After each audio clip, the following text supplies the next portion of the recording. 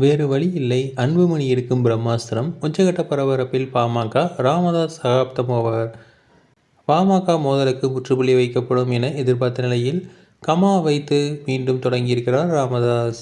தந்தை மகனை இணைக்க பேச்சுவார்த்தை நடைபெற்று வந்த நிலையில் வழக்கறிஞர் சமூக நீதி பேரவையின் தலைவரான பாலுவை நீக்குவதாக அறிவித்து அதிர்ச்சி கொடுத்திருக்கிறார். அதே நேரத்தில் பாலுவே தொடர்வார் என அறிவிக்கப்பட்டிருக்கிறது. இந்த நிலையில் விரைவில் பாட்டாளி மக்கள் கட்சியின் பொதுக்குழு கூட இருப்பதால் தகவல் வெளியாகியுள்ளது. ஒவ்வொரு நாளும் ஒவ்வொரு அறிவிப்பை வெளியிட்டு வருகிறார் பாட்டாளி மக்கள் கட்சியின் நிறுவனரான ராமதாஸ். தனது அரசியல் வாரிசாக வர வேண்டும் என அன்புமணியை அவர்தான் முன்னிறுத்தினார். தற்போது அவரே ஓரம் கட்டுவது போல் இருக்கிறது ராமதாஸ் செயல்பாடுகள். கடந்த சில தினங்களுக்கு முன்பு கட்சியின் தலைவர் பதவியிலிருந்து அன்புமணியை நீக்குவதாக அறிவித்தார். அரிதிலிருந்து தந்தை மகனிடையே மோதல் அதிகரித்து வருகிறது. மேலும் அன்புமணியின் ஆதரவாளர்களான திலகவமா உள்ளிட்டோரை நீக்குவதாக அறிவித்ததோடு மாவட்ட செயலாளர்கள், மாவட்ட தலைவர்களையும் நீக்குவதாக அறிவித்து அதிர்ச்சி கொடுத்தார்.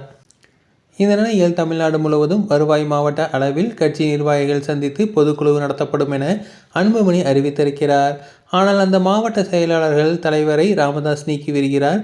இதனால் கட்சியின் அதிகாரம் யாருக்கு என்ற கேள்வி தொண்டர்களிடையே எழுந்து வருகிறது. பல முன்னாள் நிர்வாகிகளை மீண்டும் மாவட்ட தலைவர்களாகவும் செயலாளர்களாகவும் நியமித்து வருகிறார் ராமதாஸ். இப்படியான குழப்பமான நடவடிக்கைகள் எடுக்கப்பட்டு வரும் நிலையில் கடைசி ஆதியமாக பொதுக்குழுவை கூட்ட ராமதாஸ் முடிவெடுத்திருப்பதாக கூறப்படுகிறது.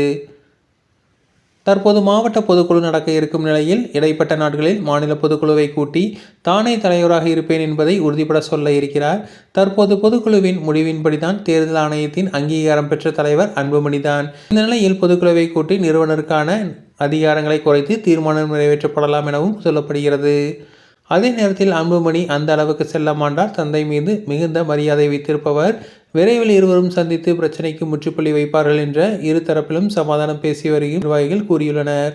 தொடர்ந்து போன்ற செய்திகளுக்கு எங்கள் சேனலை சப்ஸ்கிரைப் செய்வோம்.